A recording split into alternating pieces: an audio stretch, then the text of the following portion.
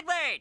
Wanna blow some bubbles? Only 25 cents. All right. Like I would spend a moment of my time blowing bubbles. Looking into people's eyes can tell you a lot about them. If there's light in their eyes, they definitely watched SpongeBob as a kid. If their eyes are dark and soulless, I don't know, they probably watched like Tough Puppy or something. Those of us that grew up with the Bob usually have an episode that we look back on most fondly. For me, those episodes are Arg and Rock Bottom, but if you're to ask me what the most quintessential episode is, the one that would show to someone who has never watched the show before, I'd have to say Bubblestand. So I wanted to challenge myself to represent this episode in the form of a sculpture. The plan is to create a scene with SpongeBob at the Bubblestand holding out his little sign while Squidward angrily tries to blow a bubble. This means we'll have to make SpongeBob, Squidward, the Bubblestand, the bubble, and a base for them all to stand on. How am I going to do that? Obviously by just starting with no real plan in mind and letting future me deal with the consequences of my lack of foresight.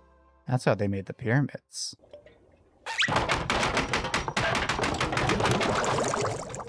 First, we'll start with the sponge himself.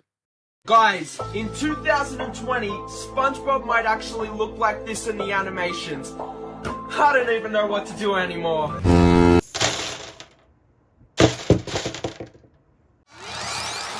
Just like with humans, the first thing we have to make is a skeleton, which in this case is made of armature wire. I then added tinfoil to bulk him up, saving on clay. Speaking of which...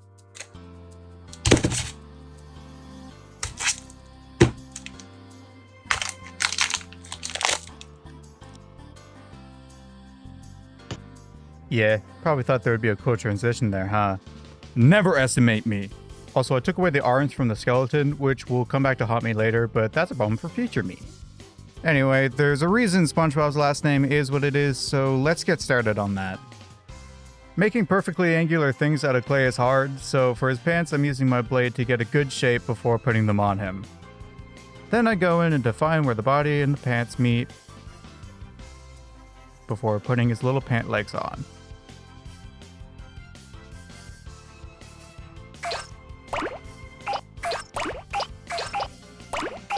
I want my SpongeBob to have a strong shape, reminiscent of the early seasons of the show, so to get that silhouette, I added little bumps on all of his edges before blending them together to make that wavy shape.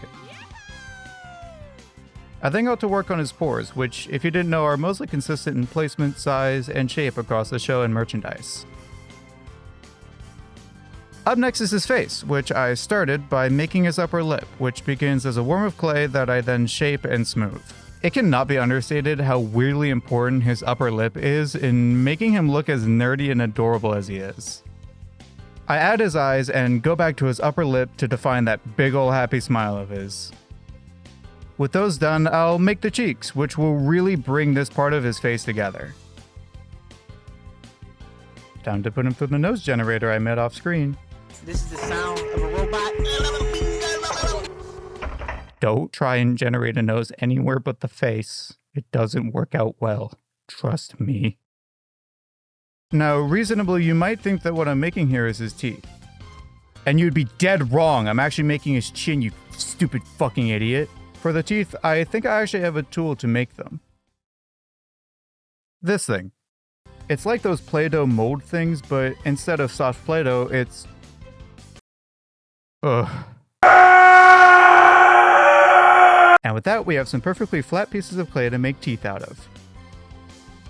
Oh, and his nose is gone because it was getting in the way. And now, using ancient magic honed by thousands of crystal mummies, I shall give this sponge sleeves. Thank you, I accept PayPal. And this is where we hit our first real roadblock. SpongeBob's arms are very thin, and making them out of clay wouldn't work. The clay would be too thin and weak and would snap easily. To give him nice, strong arms, I'd have to use armature wire, which would work perfectly, but I already made the armature wire. The solution I came up with was to make these L-shaped pieces of armature wire, wind some tiny armature wire around part of it to give the clay something to grip to, and then sticking them into SpongeBob's sides. Boom! Straight, thin, strong, and stable arms. Now, you might actually want to see how I did this all. Well, fuck you, I forgot to film it. I'm still new to my filming process, so sadly both of us are just gonna have to put up with it. With SpongeBob's arms sorted out, we can start adding the smaller details, like the creases and folds in SpongeBob's shirt. After that, I can use this big old pre-baked stick of clay and cut it up to make his eyelashes. Okay, Diva. Cutting some really small and flat rectangles, we can make his belt, which goes around his entire body. Which, by the way, I never put it together that this was a belt as a kid. Mind you, I also didn't know that the Baskin-Robbins logo was a BR. I thought it was just numbers and some sort of Egyptian hieroglyph? I don't know. Anyway, while we're at it, I'll get started on his tie.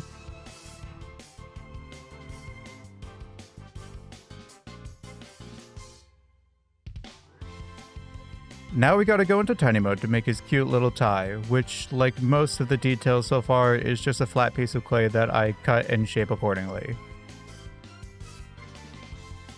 Which also goes for his shirt collar, which is 2 triangles, aka 1 mutilated square. Oh man, he looks really nice, and I really hope there's no alcohol around. It must be done! Washing these guys in alcohol softens the clay and helps to get rid of dust and fingerprints. This is a double-edged sword though, because softening up the clay makes it more crumbly and things can fall off if you're not careful. After about 20 minutes in the oven, SpongeBob is baked and we can get started on making the rest of him, starting with his shoes. Something I've learned is that it's good to bake your sculpture in stages. Think of it like saving in a video game. By baking SpongeBob now, I can freely continue working on him without worry of squishing or mushing anything I've already made. Doing this though means that you can't really go back and change what you baked, which of course will come up later. Artists always complain about drawing hands, and it's just as bad with sculpting. Man, I hate hands. You know what? I feel like chopping someone's hands off. Hey! Get over here! I start by making the shape of his palm before cutting into the clay to make his fingers. I then use a little piece of clay to make his thumb before smoothing and polishing everything. Then repeat everything for the second hand. Next, I need to make the sign he'll be holding, which I'll make by using— oh god, not again.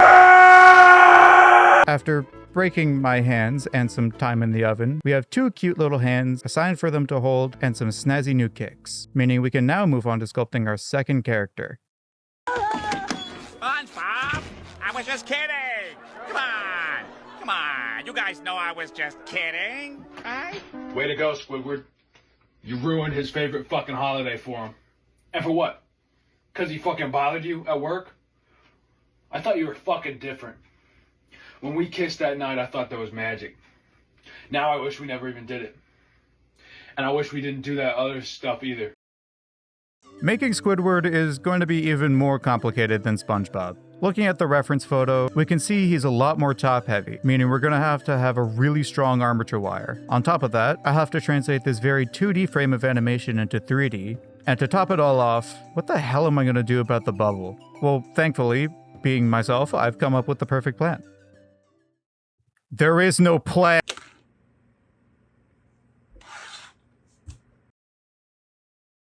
Jarvis, show me this guy's balls. Close enough. This is the armature wire I came up with. It accommodates his body, arms, legs, and even his mouth. I found a very thin metal wire around the main one. This is because clay and tinfoil don't really stick to armature wire, often sliding right off. Coiling the smaller wire around the main one gives the main one texture, giving the clay something to grip onto. You can't see it here, but the bottom of the armature goes straight down, allowing him to be drilled directly into the base, which is insanely important for stability. I once had to restart an entire project because I didn't do this. Armature wire is easily my least favorite part of these projects. Working with thin, sharp metal wires hurts your hands and makes them smell like pennies. It's also just generally annoying to work with. But a bad armature wire can genuinely ruin an entire sculpture, so you gotta do it. Now let's get some clay on him. Ah! My cat hates it too. Okay, let's just fix him by bulking him up and defining his shape a little. What do you think you're...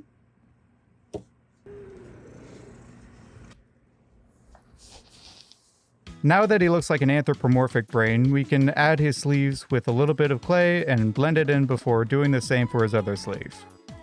Let's try and make him look a little bit less like that by giving him a jaw to scream with. Like most things in life, it's made by squishing more and more pieces of clay together until it looks just about somewhat not bad. Now that we have a shape, we can blend everything together and smooth it until it still doesn't look right, but we keep going. After making a big ol' worm, we can use it to give Squidward some DSLs. I'm sorry. But hey, I think we're getting somewhere. Squid's arms are a little more shapely than SpongeBob, so we're gonna cover it in some clay. Like I said earlier, clay has a hard time sticking to armature wire by itself, but it can be done. The more you work with your clay, the more your body heat warms it up, making it softer and stickier. Just sticky enough to be able to stick to some wire. Using some armature wire for extra durability, I make Squidward's nose and blend it into the rest of his head. This is already starting to look a lot better. With a couple of clay ovals, we can make Squidward's eyes.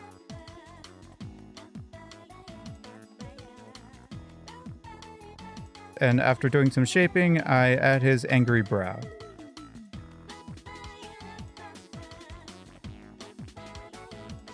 And after filling out his head shape oh shit, wait, this actually looks pretty good. This is no time for self-flattery. He is naked. We add his sleeves with some more clay, which will repeat on both sides. After that, it's obviously time for...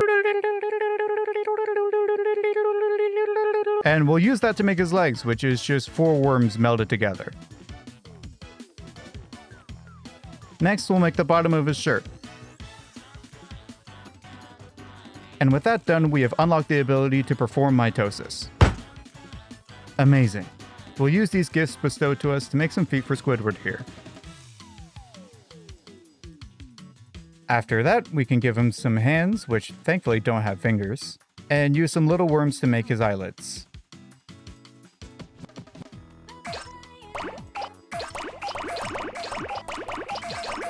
Just imagine here that I had footage of me putting on each suction cup. We'll carve some creases into his forehead for some wrinkles before using this piece of clay that I'm folding to make his collar.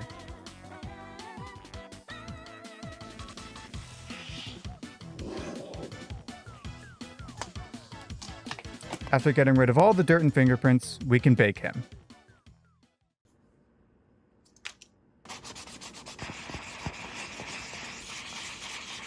Oh yeah, I also made his tongue too. With both of our characters done, it's time to start on the Bubblestand itself. Using some tongue depressors cut to size and glued together, we can make the walls of the stand before using a blade to cut and scratch at them to give them some personality and texture.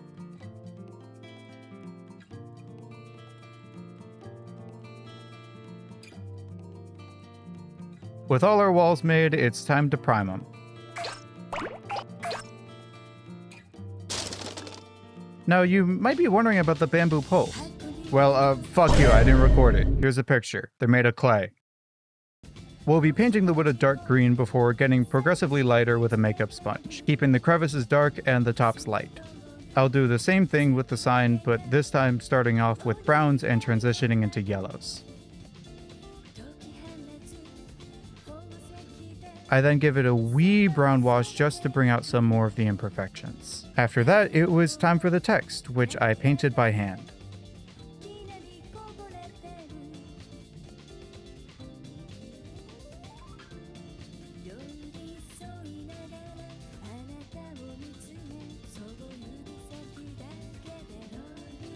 With the sign painted, I can get to work on the bamboo, which gets a coating of yellow before going in with a brown wash, making sure it seeps into the creases.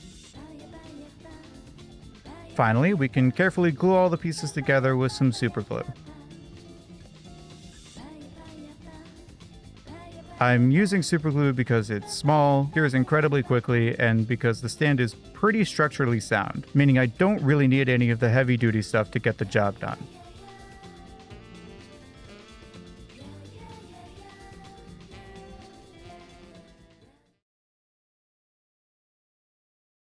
Oh yeah, I glued SpongeBob's hands on. Which is good, because now we can paint him, starting with a layer of primer. Yellow is genuinely one of the worst colors to work with, so I'm doing everything I can to make my life a little easier in a second. I also took this opportunity to prime everything else, including Squidward.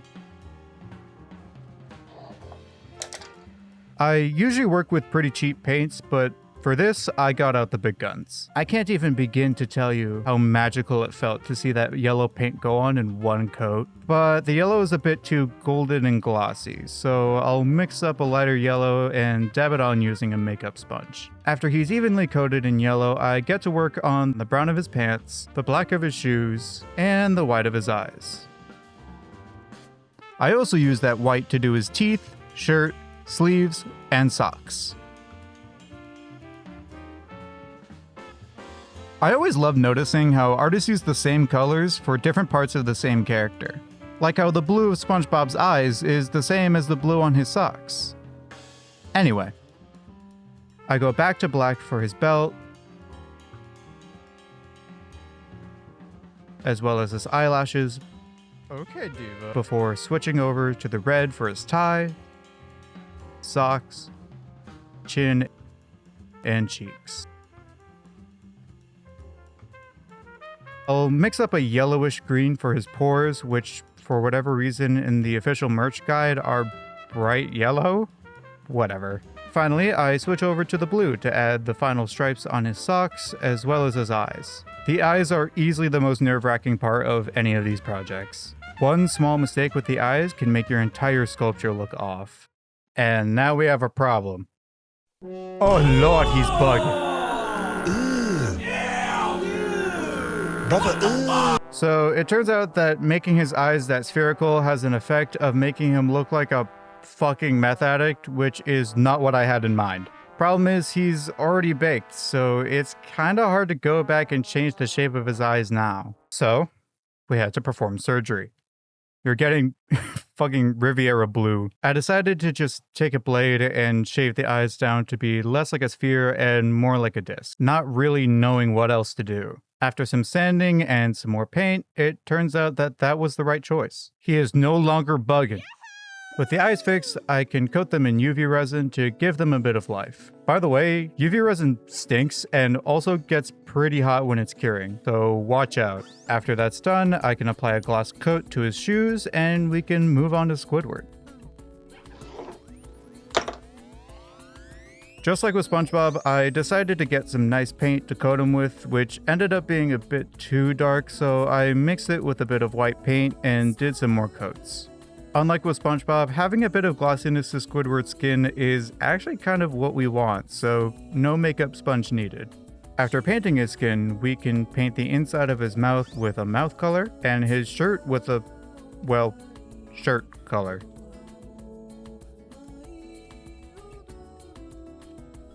We'll dab a lavender purple onto his feet and suction cups, as well as his open hand, before going in with a slightly darker version of his skin color for his eyes. Then it's time to add his iconic head what are these? Hair follicles? Whatever. We'll paint his detached tongue a tongue color before gluing it into his mouth.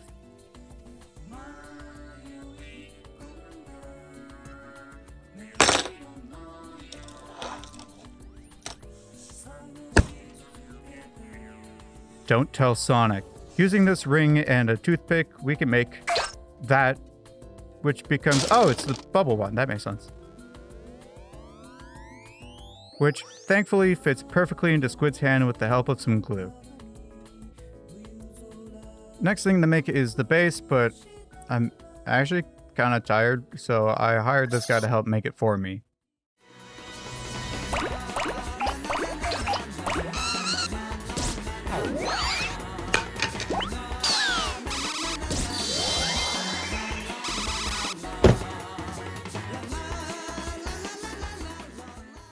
Wow, that was actually really helpful. Thanks a lot. Oh, he's tired. And he's leaving. Well, thanks to him, the base is made, and all I have to do is I forgot to film it. There's no footage. Oops.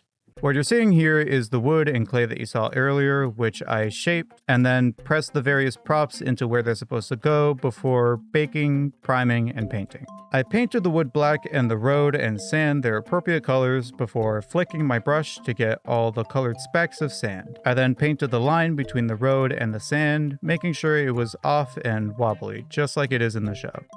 After using a bunch of glue, I stuck the wood and the clay together, meaning there's only one more thing to make. Now, you wouldn't think a bubble would be complicated, because usually they aren't. Sadly, we're not making a normal bubble. We're making Squidward's bubble, so of course he's going to give us a hard time. Looking at Squid's armature wire, there's no built-in support for the bubble, which means whatever we make will have to fit a few criteria. A, it needs to be lightweight.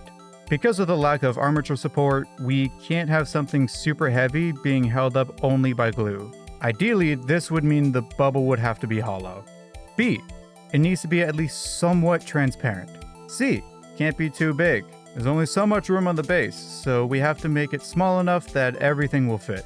And finally, D, it needs to be as accurate as I can make it, meaning it has to be wobbly and angry looking like in the show. With that criteria, we have ourselves a difficult task on our hands with no guide to follow, meaning the only thing we can do right now is experiment.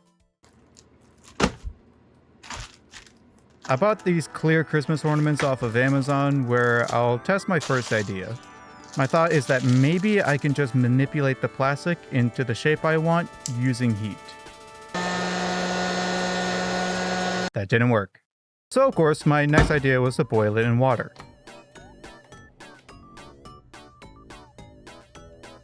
Which did melt the plastic, but I couldn't really shape it, meaning heat might not be the play here.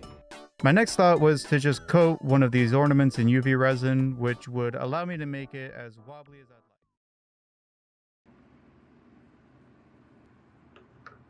like. So, I took a little bit of a break, and by little, I mean 4 months. Oops. But we're here to get this thing done, so let's get her done. And we start getting this done by scrapping that bubble. There's a pretty noticeable seam, but more importantly, it's too big, meaning we have to start over. My next idea was to... Man, how the fuck do I even explain what's happening here? The plan was to make a ball of clay, put it on a stick, cover it in lip balm, coat it in UV resin, and then scooping out the clay, which would hopefully leave me with a hollow bubble. I then cleaned it out the best I could, but it ended up looking like it was made of cum. So I thought maybe if I used my non-colored clay, it would look better. But that looked like cum too. Back to the drawing board.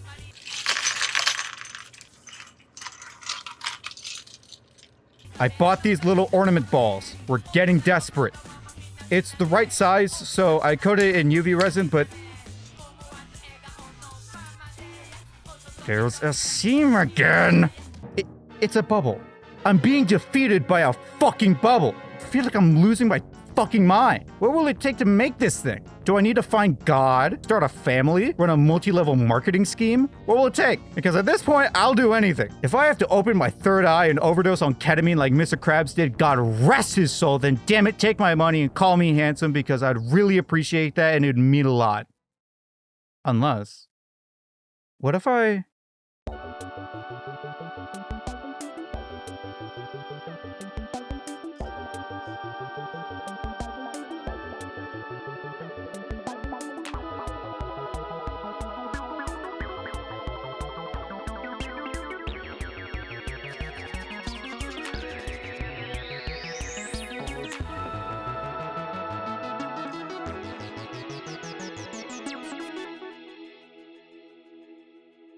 Okay, damn, maybe Mr. Krabs is right about that ketamine. Now, you might be asking yourself, what the hell was that?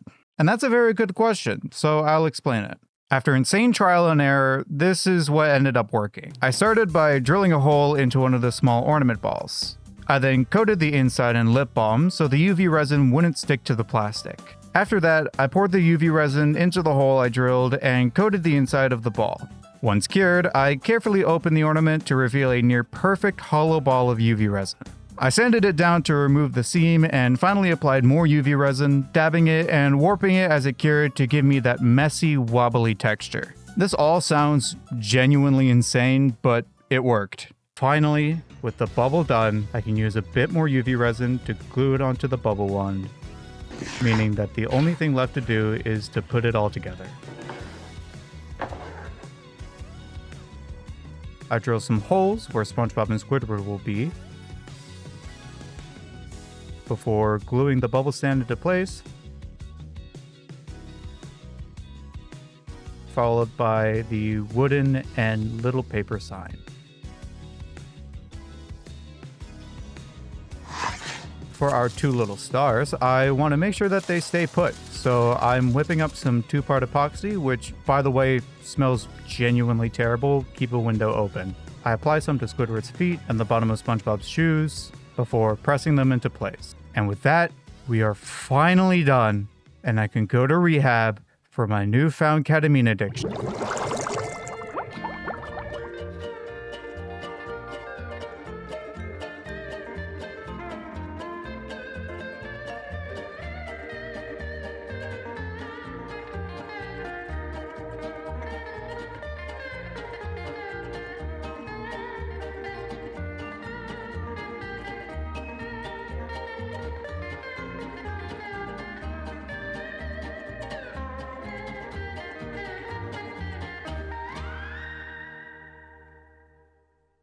If you made it this far, genuinely, thank you so much for watching. I made this sculpture over a year ago and have only now gotten around to editing it. Projects like these aren't easy, and I encountered a lot of roadblocks along the way, but I'm happy to finally say that it's done. I'm not sure what I'll make next, or if my next video will even be art related at all, or if I'll ever make another video again. But either way, I hope you enjoyed watching, and if you want to see more, let me know. Whether it's through a like, comment, a subscription, AOL message, LinkedIn, anything really. If people like this and I don't hate doing it, I'll keep making more. Again, thank you so much for watching, and have a great rest of your day. And don't do ketamine.